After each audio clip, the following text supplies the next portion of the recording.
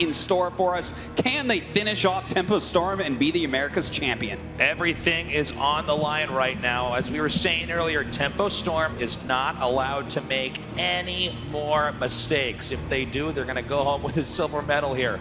Going into the bans, we do see Kael'thas taken out immediately, and the follow-up ban for Tempo Storm is going to be Leoric. This is so smart. They're finally breaking the pattern. They're saying, you know what? Go ahead, take Uther, because then we're going to be grabbing Zeratul in this situation.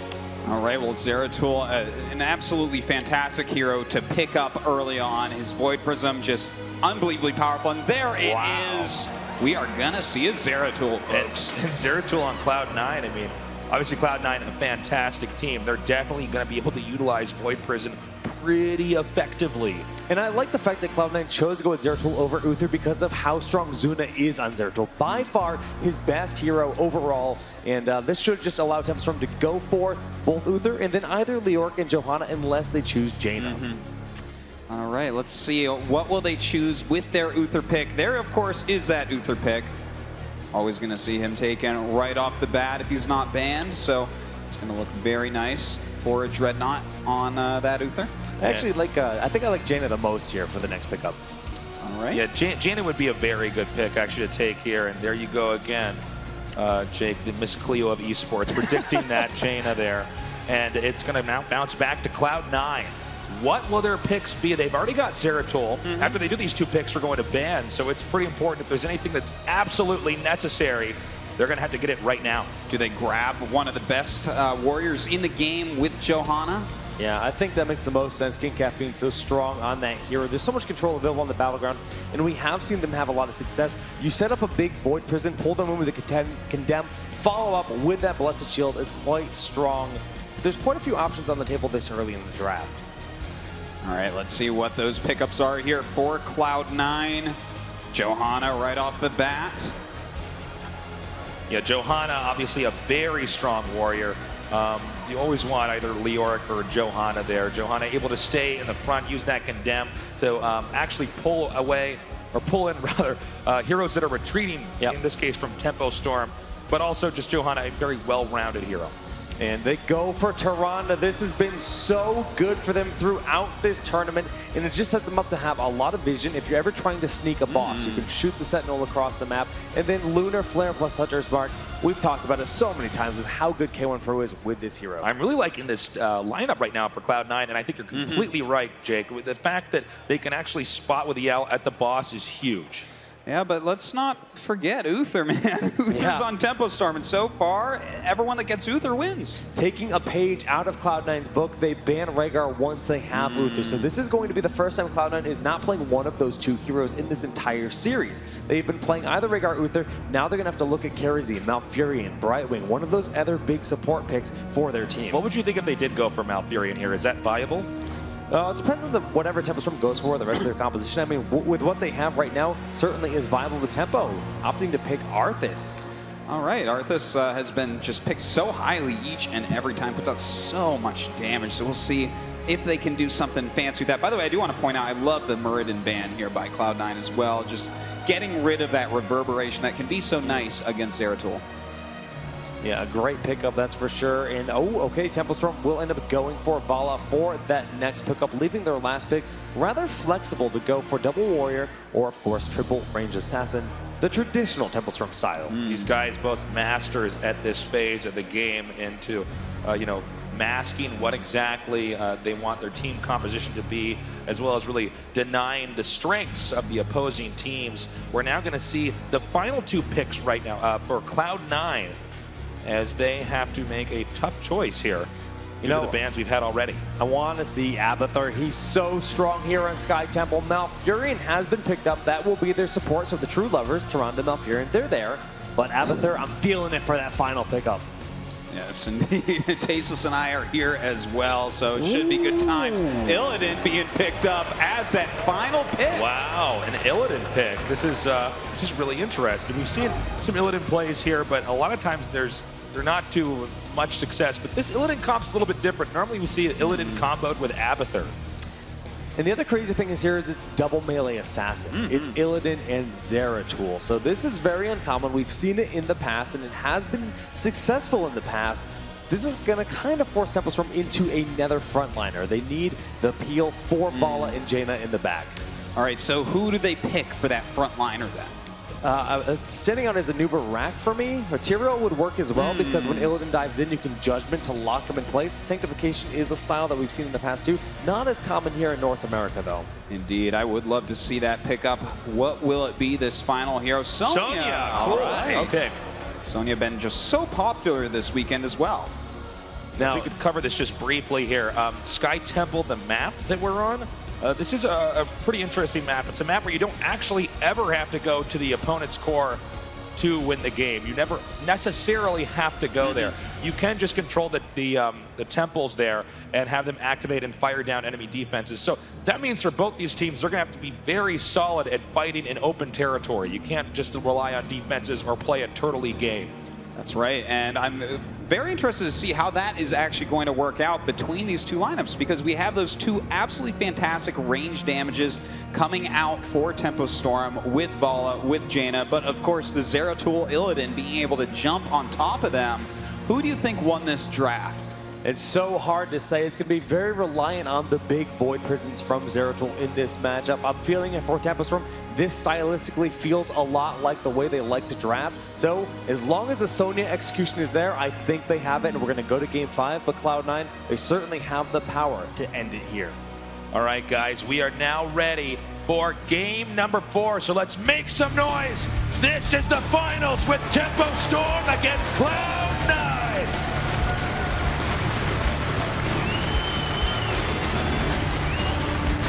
All right, starting on the left-hand side of Sky Temple in the blue, we have Zuna on Jaina, Soldier on Arthas, Arthalon on Sonya, Kale on Vala, and Dreadnought on Uther. Make some noise for Tempostorm!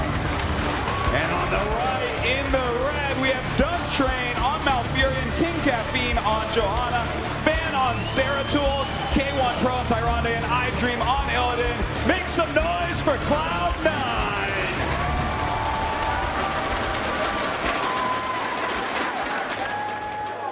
All right, we do have Tempostorm and Cloud9 now going to have a small engagement here in the center.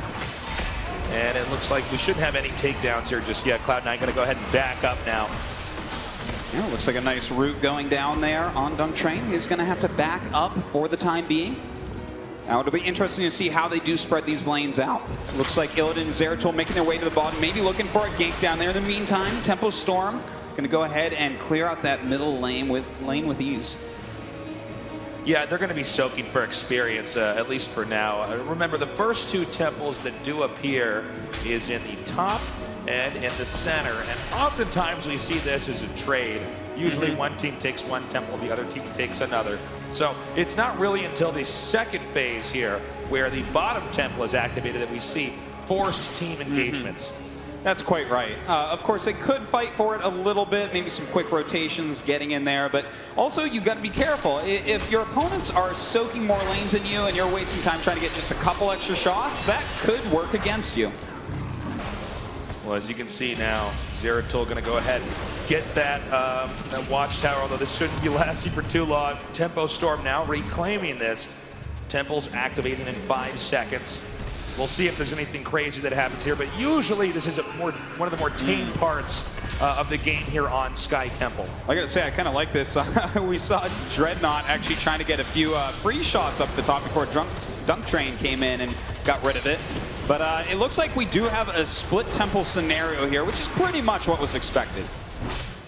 As we can see here, both temples are being activated. This is what I was talking about earlier. This is a map you don't actually have to go to the core to win. You certainly can. You're at liberty to do that, but there's nothing that requires you to do it. You can just stay back and play the map objectives, which means the team that gets behind has a very tough spot because they're forced to either engage or possibly continue to get further and further back.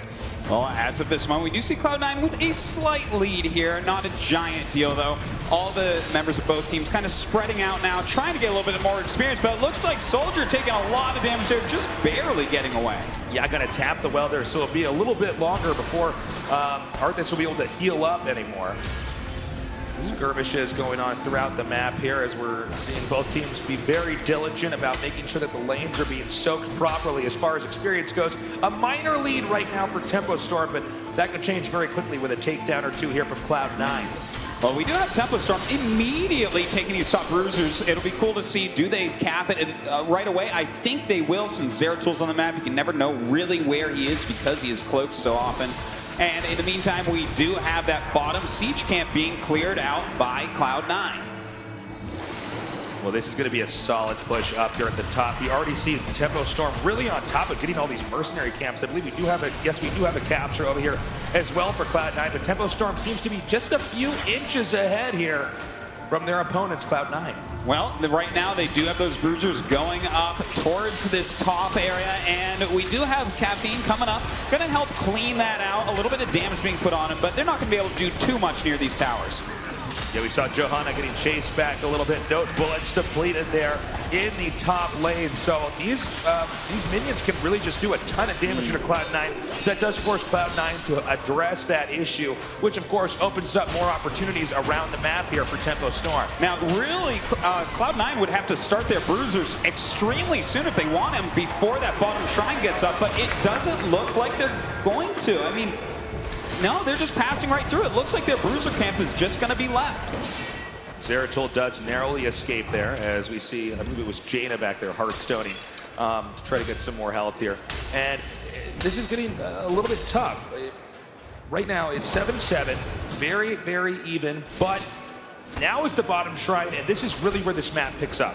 Yeah, in a few seconds, it's going to be ready, and that's where we're going to see if these teams are forced to actually engage each other. Indeed, and already we're going to have Tempo Storm getting into position here. Malfurion and Zeratul are a little bit further up for Cloud9, so they're going to come down, but Tempo Storm has that defensive position. It's Cloud9 that has to walk into them. And Cloud9 is going to try to push that level 7 to level 8 right now. Tempo Storm may end up getting cut in half here. Cloud9 can position properly. Tempo Storm now going to go ahead and push back here. Well, it looks like right now Caffeine trying to push in. We have Sonya up there in the front, missing her Ancient Spear. Has to back up for the time being. Going down right now. We do have Arthas taking a lot of damage down at the bottom. A Blizzard does get whipped there by Zuna, but it looks like the fight is going north. As you can see now, Tempo Storm not able to really get this shrine down here under their control. Although we got to be careful because Cloud9 getting a little bit lower on mana here from their heroes. A very fresh Tempo Storm may be able to come in here and seize the second half of attacks from this tower in just a second. Well, right now we do have Tyrande taking quite a bit of damage. Does have to back up for the time being. Dunk Train coming in, and Eye Train does fall there on Illidan. A big deal. Zeratul having to blink out as well. We have Arthalon coming in, trying to take out Fan. Fan taking a ton of damage. And Zeratul continuing to run away here. But he might actually, nice dodge there by Zeratul, making a quick right-hand turn so that Frostbolt would not connect. By the way, level 10 almost up here. And that means Tempo Storm is going to be on a pretty serious advantage the next minute or so here. Indeed they are, but a lot of high health heroes coming down here for Cloud9. Illidan, though, a little bit far out, so they can't fully engage at the moment. And still, this temple is not finished. Just now going down, and it looks like most of it goes to Tempo Storm. Tempo Storm having a lot of patience back there. It was Cloud9 that went onto the temple, but it was Tempo Storm that actually finished it up. You can really see they did a good job baiting out a lot of attacks there from Cloud9, really depleting the mana, allowing Tempo Storm then to go back. I believe 1 or 2 were actually tapping the well, but anyways, go back and then re-engage, and then of course force Cloud9 to then disengage in that situation. Well, right now, level 10 was just hit by Tempo Storm, so they have a bit of an advantage right now, but I don't think Cloud9 is going to allow them to actually engage upon them. But Tempo Storm going to go over and steal this siege camp, knowing that Cloud9 really can't fight until they get their heroics. Yeah, this is when you can really bully the other team on the map, is just taking their mercenary camps at level 10. All Cloud9 can do is scramble and try to get as much experience points as humanly possible in that period of time.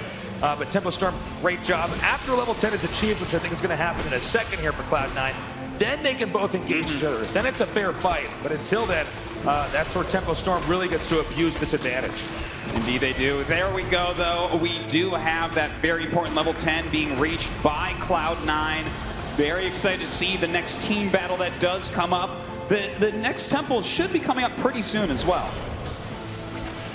We got some pushing here in the bottom lane. It looks like a possible engagement. Really good body blocking here by the Zeratul, making it just so difficult to actually do it. Oh my God! That was unreal. The body blocks were insane right there. Oh my God, Dreadnought even using on himself that Divine Shield, absolutely not able to get out of here, and it looks like Cloud9 after that pickup will go after the boss. And Tempo Storm in no position to contest. The boss will go down as the shrines will activate.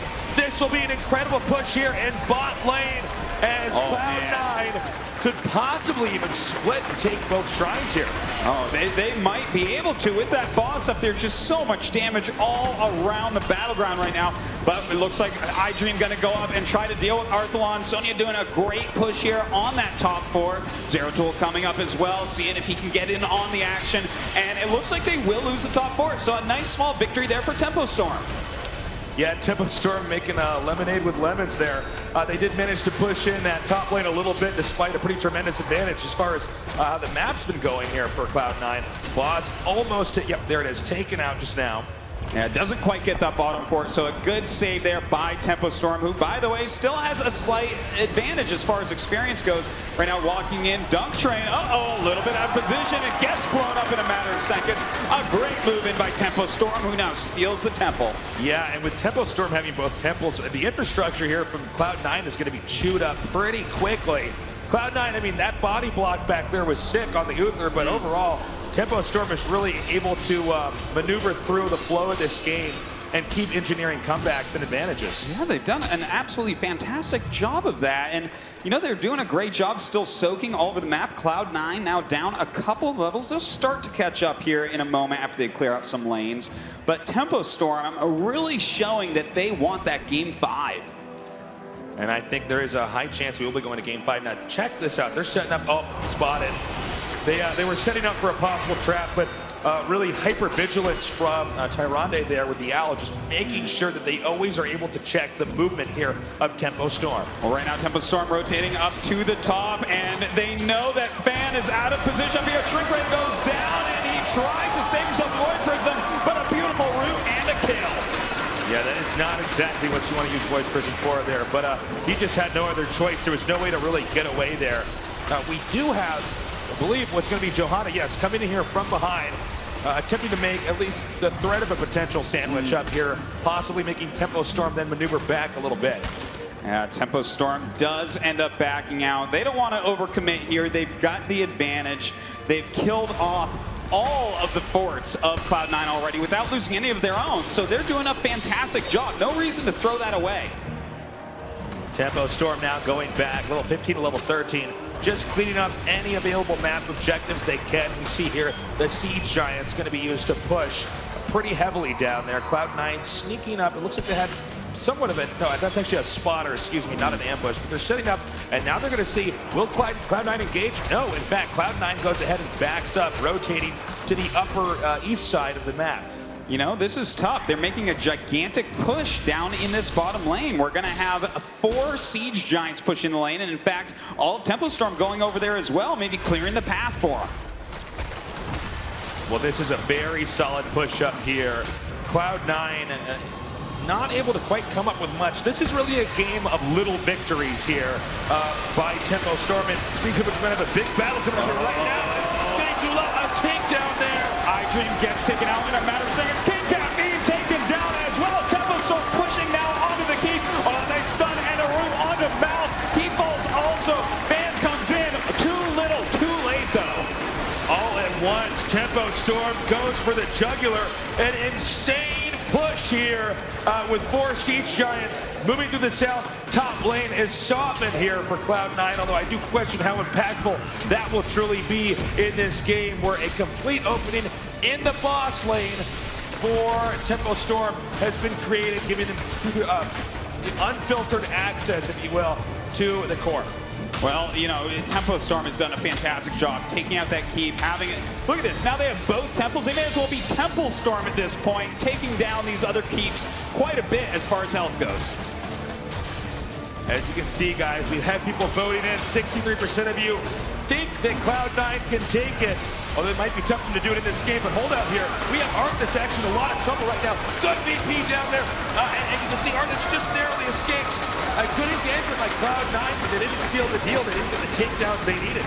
Yeah, that Army of the Dead doing a great job there for Arthas. In the meantime, we do have Ban jumping in. Nice ice block going down on Jaina. A nice root on Illidan. Illidan blows up in a matter of seconds. King Cat Beam taking a lot of damage. Arthalon in the chase, jumping ahead right now, going after Tyrande. Sonya still in pursuit over here. Another takedown there as Johanna is no more. Mounting up as Cloud9, retreating as quickly as they can. In pursuit is Tempo Storm. Tempo Storm going to go ahead and clean this lane out while finishing off that Tempo. An absolutely fantastic engagement, a 1-for-2 trade, something Tempo Storm would love to do for the rest of the game. Well, with these Temples in control, any more fights that occur here from Cloud9, I think if they lose, I mean, that's just the end of the game. We have to go to game 5. I mean, this map will end eventually, as you know, the longer it goes on. You can't have two teams playing defensively. One eventually just gets on top of the Temple, and there's just nothing the other team can do about it. This is interesting. Cloud9 actually going to try to sneak the boss in here. Remember, if they can carve their way to the bottom lane, the rest of the infrastructure for Tempo Storm wouldn't matter. That might be one way they can make a comeback. Now, let me say, we don't have Starfall up and we don't have Void Prism out, so if they came in right now, they might be able to stop them. But Cloud9 bursting out this boss so quickly. We see the heroic thrown out by King Caffeine to stall them out, and bam, they get the boss. A risky play, but it pays off. Cloud9's boss going to push through the bottom lane. It's level 19 to level 16, so this is a pretty incredible difference right now as far as the strength of both teams. Cloud9, though, with the boss in the front, taking damage. Looks like they're very interested in possibly pushing through here and cracking the fort in the bottom lane for Tempo Storm. All right, well, Cloud9 finally gaining some edges here, finally gaining a small advantage, but they're eventually going to have to go back and clean out those lanes. The catapults are pushing them, and they only have one keep left. Tempo Storm as well, we should point out, almost at level 20 for those Storm talents. Yeah, for those Storm talents, it's going to be a very tough battle there for Cloud9. I do like the capture of the Siege Giants. Problem is the top lane is pushed in so far. Cloud9 having a Hearthstone back home and clean up this mess. Yes, indeed. Going to have to clean up all of those bruisers. In the meantime, also collecting the Siege Giants down bottom. That's going to slow down the catapult pushing that lane, or at least keep Tempo Storm down there for a moment. So a nice play. Tempo Storm cleaning up some of the problems that Cloud9 has created for them. We have the center temple about to activate in roughly 20 seconds. So let's see if Cloud9 can maybe engage here. Level 20 just now reached here for Tempo Storm. So it'll be a tough fight for Cloud9, not impossible. Yeah. But if they do win here, maybe they can hang on. Otherwise, they're going to lose that shrine, and they're going to lose that in the core probably as well. Yeah, it's going to be a very tough one for them to take, but let's see if they can do it. Caffeine taking some damage there. Arthalon coming around for the flank, trying to get on top of everyone. Fan taking a lot of damage, and we do have Dream going for Metamorphosis on top of everyone. A beautiful divine shield on Arthalon. And you see Illidan now on the run right now. Good formation by Tempo Storm, cutting off the team of Cloud9. Our first takedown has occurred. Zeratul does fall. K1 Pro looks like he'll be next. The shield goes down on him, but it looks like Arthalon does secure the kill. And blowing up everywhere is Cloud9. One hero remaining. I think they can pretty much finish this game however they choose fit. I think you're right about that. Looks like Arthalon gonna go for the core right now. Dump Train, the only player left on his team, but Arthalon is going after it. And the core getting so low, there's no way with a death timer this long. It's going to be a win, it looks like here. Even taking the tower. Cloud9 started this out with a 2-0 lead. We are now going to 2-2.